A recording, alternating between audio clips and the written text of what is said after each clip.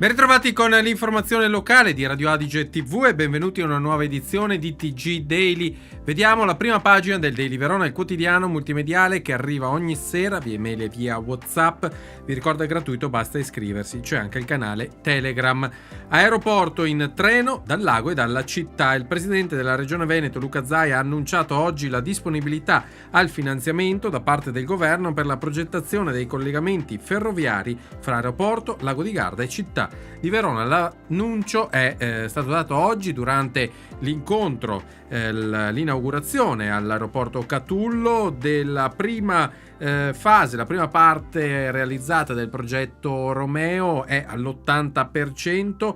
La riqualificazione dello scalo Scaligero hanno spiegato i vertici del Catullo e della Save, il gruppo di cui fa parte la società del Catullo, e allora vediamo il servizio che ci racconta entrambi questi importanti passaggi per le infrastrutture veronesi.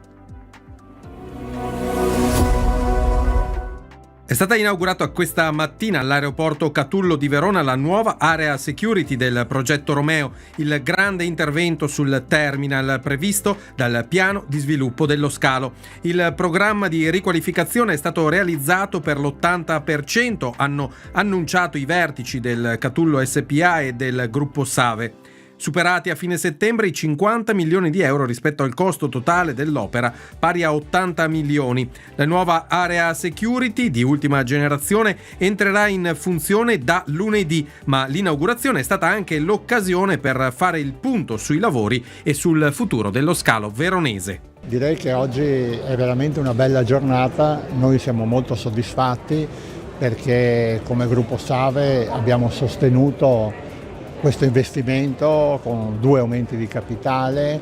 Abbiamo sempre cercato di accelerare il più possibile questo investimento che conferma, direi ancora una volta, la bontà del sistema aeroportuale del Nord-Est.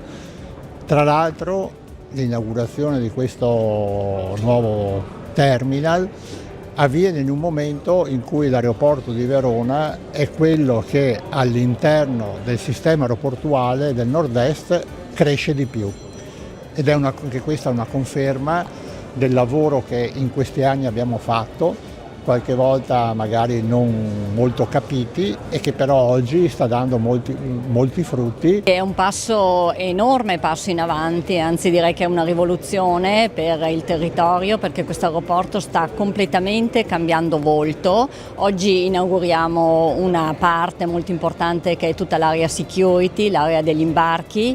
Ci sono questi nuovi macchinari che ci mettono al passo con i più importanti aeroporti nel mondo e aumentiamo la superficie del terminal di oltre il 45%, quindi siamo assolutamente in linea con i tempi che ci eravamo dati già all'inizio. I lavori si completeranno l'anno prossimo in tempo per le Olimpiadi, quindi che sono nel 2026 e quindi questo rappresenta veramente un biglietto da visita per l'intero territorio, per la città ma anche per l'intero territorio anche del Trentino che non farà certo sfigurare la città. A spingere lo sviluppo dell'infrastruttura c'è anche l'annuncio del presidente del Veneto, Luca Zaia, che conferma il percorso per realizzare un collegamento ferroviario fra Verona Porta Nuova, l'aeroporto e il Lago di Garda.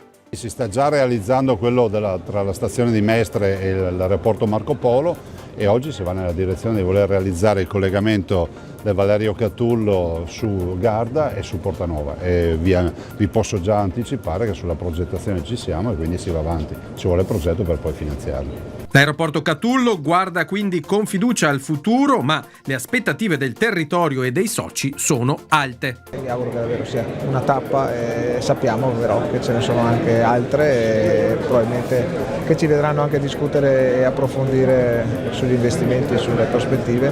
Speriamo davvero che non solo questa infrastruttura ma anche le altre che stanno arrivando su Verona diano ancora di più un impulso alla nostra città, che deve sempre di più diventare una città europea. E quest'anno dovremo chiudere a 3.700.000 passeggeri, quindi in linea con quello che è il nostro budget.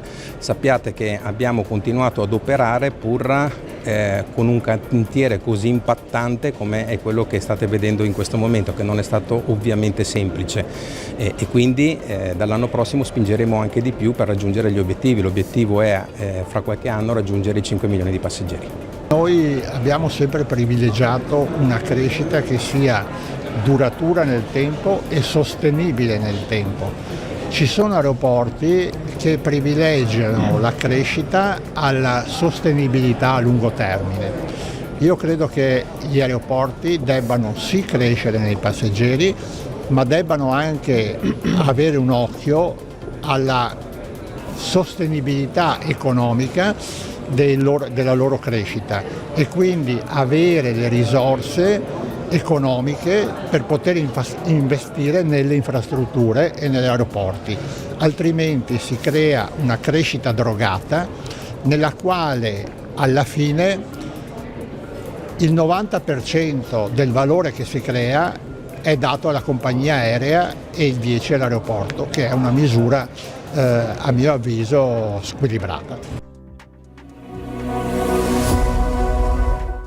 E proseguiamo con le notizie. Meteo avverso in Veneto, rimane alta l'attenzione, aperti alcuni bacini, lo ha detto anche questo il presidente Zaia, quelli di Montebello, Caldogno e Sull'Orlo, sorvegliati speciali Bacchiglione, Retrone, Agnoguà. Ci sono state delle inondazioni nella parte nord-est della regione, anche qui allora sentiamo il presidente Zaia. Diciamo che noi abbiamo realizzato un sacco di opere, dopo dipende tutto dal momento in cui cade l'acqua, quanta ne cade e dove cade. E abbiamo già avuto stress test importanti con grandi precipitazioni, abbiamo avuto la scorsa settimana precipitazioni che si fanno in un mese, ad ottobre noi le abbiamo avute in 6 ore. Dove abbiamo fatto i bacini tiene con la colomberetta,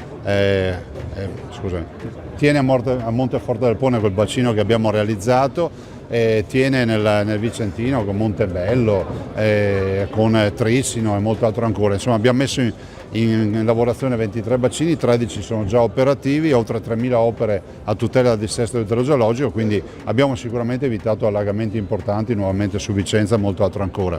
Speriamo di uscire anche da questa nuova tornata di maltempo che dovrebbe cessare alla volta di domenica indenni, io lo spero vivamente. Proseguiamo con la cronaca. Operazione in città, controllate 74 persone, sequestrati 11 grammi di hashish. Mercoledì pomeriggio in un'operazione interforze interessato le zone di Borgo Roma, Borgo Venezia e Camponomedi di via Forte Azzano, con posti di blocco e verifiche su veicoli ed esercizi pubblici. Proseguiamo con il vademecum che trovate sempre sul sito dailyverona.it, i parcheggi più vicini a Piazza Erbe nell'ambito della nuova organizzazione della ZTL e del piano della sosta.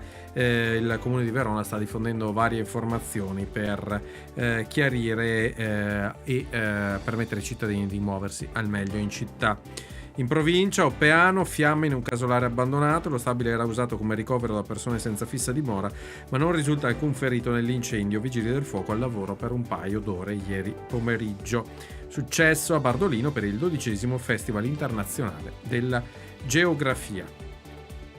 Caduta a Massi a Brentino Belluno, è chiusa di nuovo la strada provinciale 11 all'altezza di Preabocco, però in un punto più a sud rispetto agli episodi dello scorso settembre. Proseguiamo con le pagine dell'economia, appunto trovate l'ampia pagina dedicata all'aeroporto di Verona, il progetto Romeo, allo stato dell'arte. Abbiamo visto il servizio, trovate anche la versione dell'articolo su veronaeconomia.it, e poi il canale Somma Campagna evolve e produce energia. Il consorzio di bonifica veronese ha presentato l'intervento di sistemazione del canale che permette di risparmiare acqua per oltre il 15% e l'utilizzo a fini idroelettrici del salto esistente. Finanziamento da oltre 15 milioni con PNRR.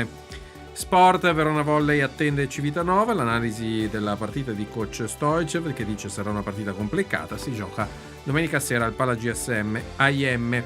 Continuiamo con spettacoli, eventi sul territorio, Fiera Bagnata, Fiera Fortunata, ieri il via alla Fiera della Polenta di Vigasio, inaugurata la 26esima edizione che proseguirà fino al 10 novembre con spettacoli, cucina e intrattenimento.